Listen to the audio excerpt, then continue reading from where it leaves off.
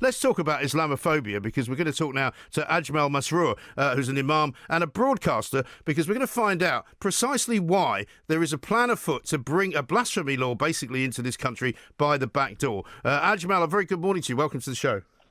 Good morning. Thank you very much indeed for coming on. It's a very interesting subject, this, because the Times front page this morning says terror police warn against new rules on Muslim hate. Theresa May is going to be urged to reject the definition of Islamophobia, which is the one which I just described. What do you think, first of all, of the definition? And second of all, what do you think of the need, or otherwise, to actually properly and officially define the word?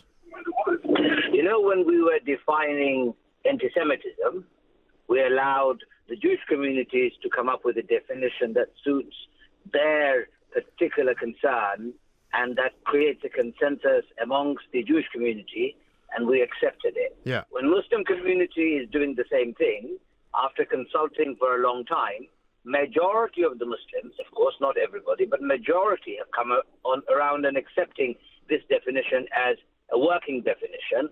Why are you, or anybody else for that matter, finding it difficult to accept what Muslim community thinks is correct for them?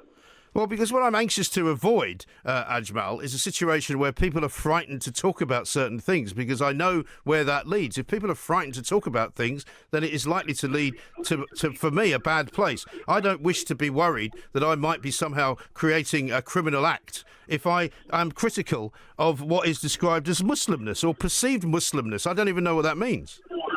Would you do the same for the Jewish community? Well, I would do the same for any community, yes, absolutely. I think anti-Semitism has got an international definition. The Labour Party, as you well know, took a very long time to adopt and accept their definition of anti-Semitism, and they struggled with that for quite a long time. But I think most people would have agreed that criticism of the Jewish faith, and criticism certainly of Israel, is very much something that you can do without being accused of a hate crime. With this new definition, it's a much more woolly definition, it seems to me. I think the distinct difference is Israel is a political state, and therefore, of course, it is open to criticism, whereas Jewishness is an identity of a race as well as a faith. And when you criticize a faith, you may be okay, but you may fall foul of criticizing the race, because they are now, or has been, very synonymous. With Islamic definition, or definition of Islamophobia rather, I think the problem we have, Graham, is that Islamophobia. It's Mike, actually. Sorry, Mike. So sorry.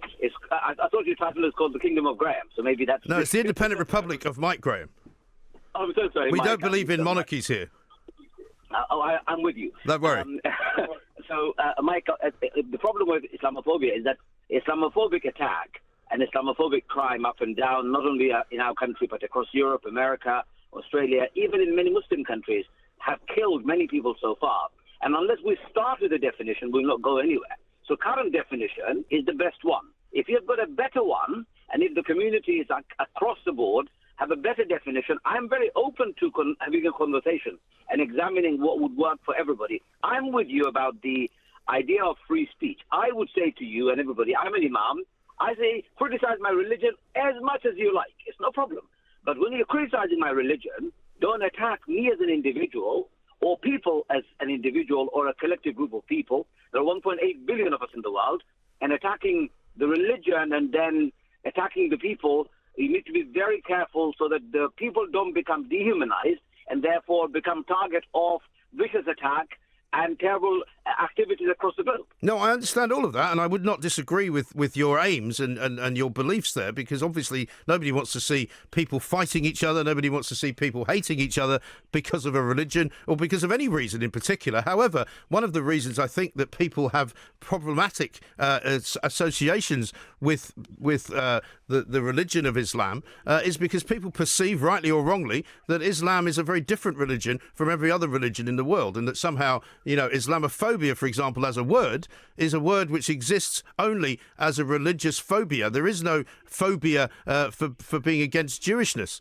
It's called anti-Semitism. It's not the same. It's somehow the wording is different. And I don't know what your definition currently of Islamophobia is that needs to have it changed into this new one.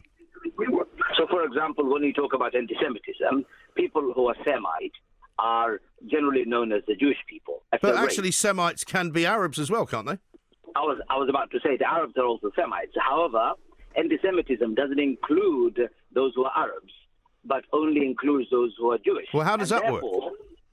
I don't know. You need to ask the Jewish community. I'm not a Jewish expert, and I wasn't. Well, no, it's a language thing, isn't it? It's not as if the Jewish community has decided to own the word anti-Semitism. But if you say to somebody you're an anti-Semite, it's generally accepted that they are anti-Jewish. Correct, and I'm just saying Semite people are not only the Jewish people, but they're also Arab people. So when you talk about a race such as the Semite people, it's very clear and easy definable. Whereas Muslims, or Islam as a religion, is a universal religion coming from Timbuktu to Outer Mongolia, from New Zealand to Los Angeles. So people don't have a race within religion of Islam.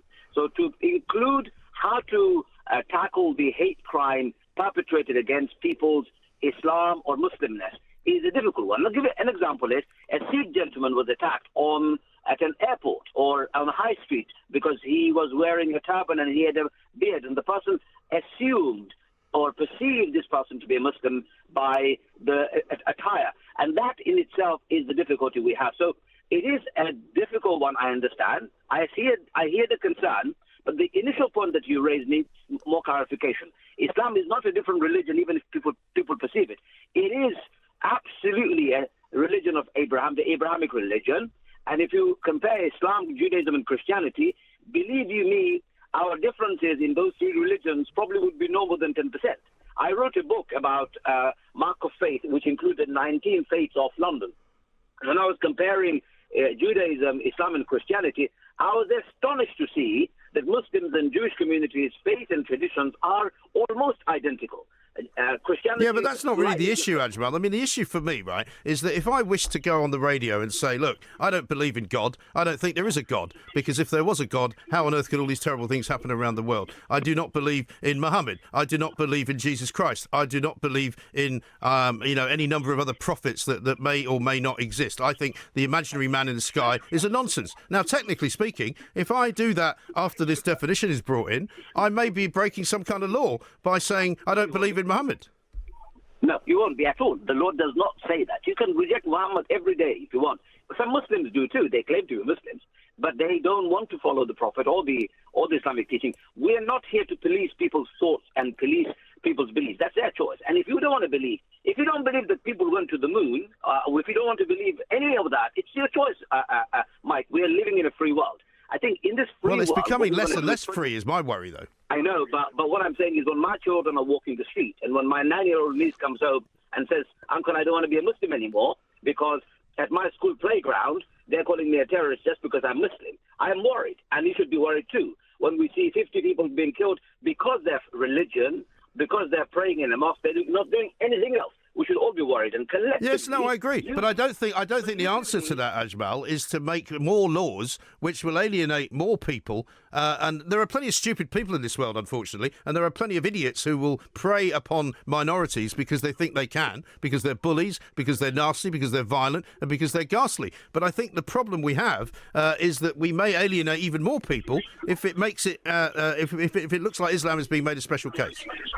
I think you need to define and come up with an alternative instead of just rant against the one that has been proposed. Most practical thing would be, let's sit down and come up with an alternative definition and propose it to the people. If Muslim community by far say, you know what, we feel comfortable with that definition, let's go with it, there's no reason why we couldn't do that. Currently, my friend, this is the only definition that has brought together the largest number of Muslims who are saying, you know what, this is amazing. The largest number of political parties are saying yes.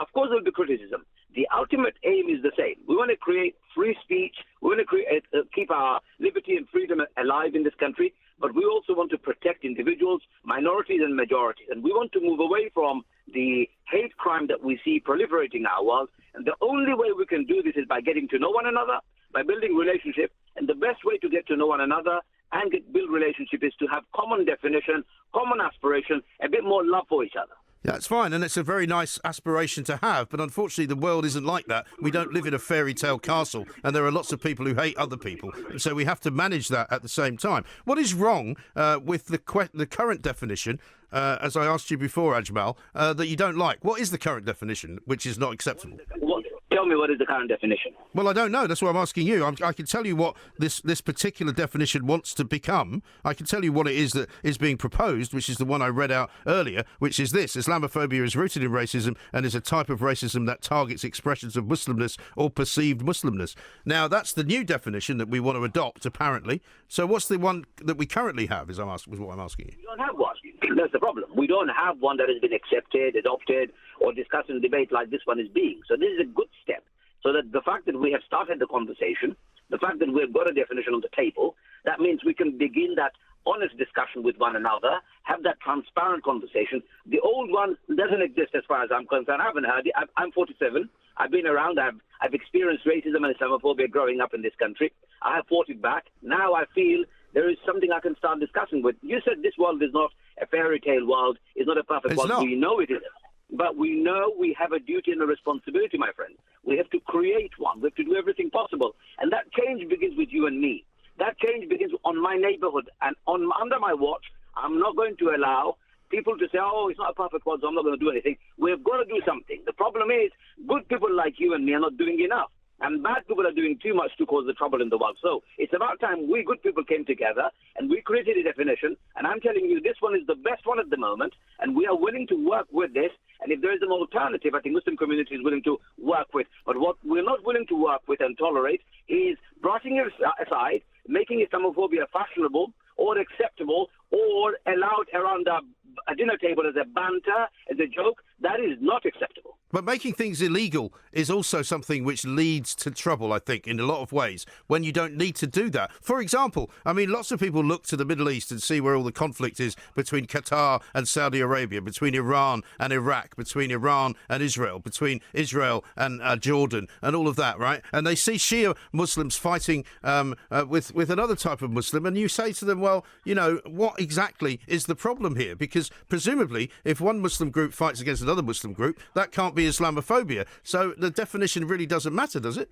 It does. It could be Islamophobia when Saudi Arabian government, who is a despot, who has been installed and gifted that country by us, by the British colonial past, and we sustain them by providing them arms and intelligence. When they discriminate their own people, when they lock up their own Muslims, it could be more than an Islamophobic behavior. When majority of the Muslim countries at the moment, as we see, are run by dictators and despots that we still do business with disgracefully, could also be seen as Islamophobia. So it is a good starting point to create democracy around the world, to rid the world from these... Well, maybe that's where we should start, Ajmal. Yeah, I agree. You know what we should start with? By rewriting our foreign policy. We should should start... But hang on, it's not our fault that the Saudis are a dictatorship. It's not our fault that Iran is a dictatorship. It's not our fault that almost every Muslim country is run by dictators. 80% of those Muslim countries were created by Britain, my friend, and then they were installed... Oh, so it's all our fault. You see, this is part of the problem. No, look, I'm British too. I'm saying we, in our colonial past, carved up the world willy-nilly, whimsically because of our interest. We killed more than 100 million people in South America. We killed millions of people in Africa because we wanted their richness and their prosperity in our land. That's wrong. What we have to do, my friend, is undo that damage. And if I was you, I'd go one step back. I would recreate a better world and not carve up the world in the way we have done it arbitrarily. No, we can't go back in time either, Ajmal. Yeah. So far, we don't live in a fairy tale world and we can't go back in time. What else you got? So we have got a real world in which we live, in which we have to come up with agreements, definitions, civilized conversations by which we can change the world. We need to promote more democracy, more freedom, more discussion, more togetherness, and more understanding. And But why don't we start going to Iran and getting them to be more democratic? Why don't we go to Saudi Arabia? Because you may say that we carved up those kingdoms and we created those countries, but we did not tell them to go around beheading people. We did not tell them to subjugate women, and we did not tell them to do many of the things that they do in their foreign policy. Correct. But we supplied them weapons. We supplied them the arms and the intelligence by which they stay in power. Did you know Saudi Arabia is the biggest importer of weapons from our country in the world at the moment? If we stop supplying them weapons and intelligence, tomorrow the Saudi family will fall. No, they wouldn't. They just get them from somewhere else. No, well, how would they go somewhere else? Well, there's plenty of places to buy weapons, Ajmal. What? There's plenty of places they can get weapons from. That's the problem. If we keep on saying that, so if we don't sell it, the French will sell. Yeah, if we they will. French don't sell, Russians will sell. They will. That's not the world we can. That's not the world we should live in. I know. There's lots of things that the world should be, but the world is not like that, Ajmal. That's the problem. Listen, it's been a pleasure talking to you, and I appreciate your thoughts. I appreciate your time. We've got to run. We're going to take some calls on it. I beg you to listen and see what other people have to say as well. Ajmal Masroor, an imam and broadcaster. Fascinating guy. You know, he's got some great ideas, but we don't live in that world, do we? 0344 499 1000. Do we really need a special official definition of Islamophobia? This is Talk Radio. Let's go to Pav quickly in Harrow. Hello, Pav. Hi, Mike. How you doing? Very well, sir. What do you want to say? Just regarding the whole Islamophobia thing, Mike. I mean, look, putting aside the scepticism about the whole thing, as far as I'm aware, and I confess, although you know my legal background, the Race Relations and Religious Intolerance Act isn't something I'm completely okay with in the sense of going forward. Right. But surely this is about protecting individuals rather than the theology, Mike. Because at the end of the day, we don't want individuals targeted, but you can't have a blanket ban or have any sort of ban, as far as I'm concerned, on a theology, whether that's Christianity, Islam, or anything else, because one, it would just destroy free speech and shut down any debate. But also, if you start protecting theologies, Mike, or doctrines, whatever you want to call them, then, you know, say this were to come in, and the critical phrase here is perceived Muslimness, which is such a nebulous. I've no idea what that means. Anything. Well, nobody does. Let's be honest, Mike. I can assure you most people probably don't. But then what about other religions turning around and saying, well, hold on a second, we need to have the same protection? You are then in a situation where any religious doctrine, some of which are thousands of years old, could literally be put in front of us and we would have to accept it, or we couldn't openly reject it for fear of being prosecuted. Yeah, well, that's my worry, because it's a completely nebulous kind of concept as well, because even Islam cannot agree on what Islam is. So how the hell can we? But what's very telling in this debate, Mike, is that it's all about subjective victim testimony. That your guest earlier on, and I did hear him, he said, well, many Muslims are happy with this. And what I did note with rather gleeful sarcasm was Labour have agreed to this definition. Yeah. Bear in mind, this is the same party that rejected an international anti-Semitism definition, but we won't go there. No. But the point is this. Essentially, you can't allow a group to dictate how they should be viewed by others. Because literally, can you imagine, like, for instance, if we broaden the debate, imagine Extinction Rebellion, if you put them in charge, they'd say, right, you couldn't say anything against the climate alarmism they raise.